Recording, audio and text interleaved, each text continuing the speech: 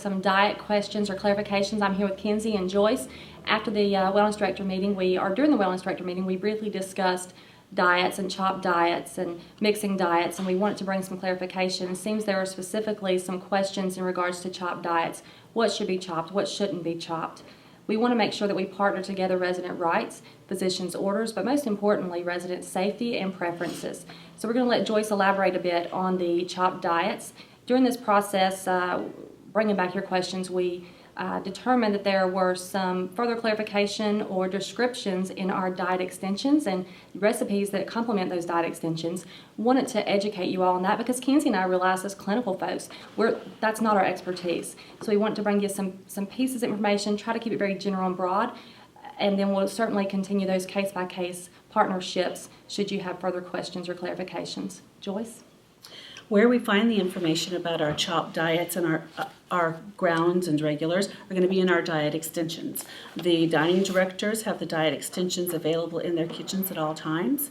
An example of a diet extension and a chopped diet would be on this Thursday, week 1. We have you'll see some different variations from a regular diet. The only thing that are going to be chopped at breakfast would be the breakfast meat. At lunch, we're chopping the chicken. At supper, the only difference would be the chopped slider. And the recipe for that, the kitchen staff will be able to show you the difference, is going to be the chopped meat on a whole bun. We're going to make sure that they have pasta salad with no raw vegetables. And we're going to have the lettuce and tomato is going to be shredded lettuce with finely diced tomatoes. Those are the differences in the chopped. Basically, a chopped diet is going to be the chopped meat with those few exceptions to the vegetables that might be a choking hazard, such as a whole Brussels sprout, a large piece of cabbage, or the raw vegetables that are going to be in our mixed salads. So one of the examples that we have come across is the resident needs a chopped diet.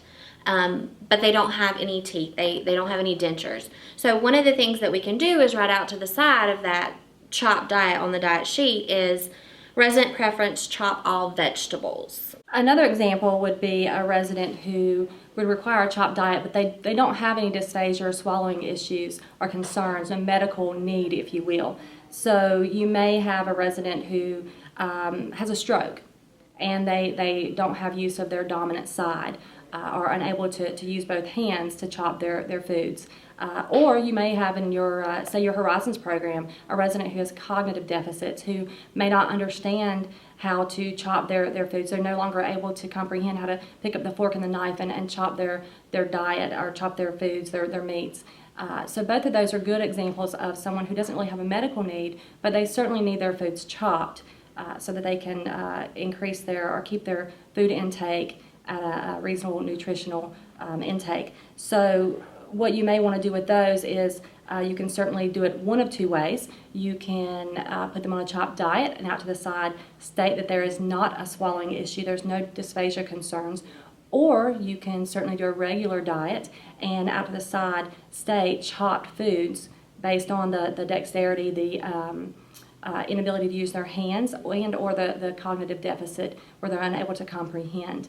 Again, we just want to summarize that a chopped diet, we're seeing out there that folks are putting meats only. We want to make sure that you understand per our diet extensions and diet recipes that complement those extensions that there's no need to really put meats only. The meats are chopped. The vegetables or sides are cooked to fork tender.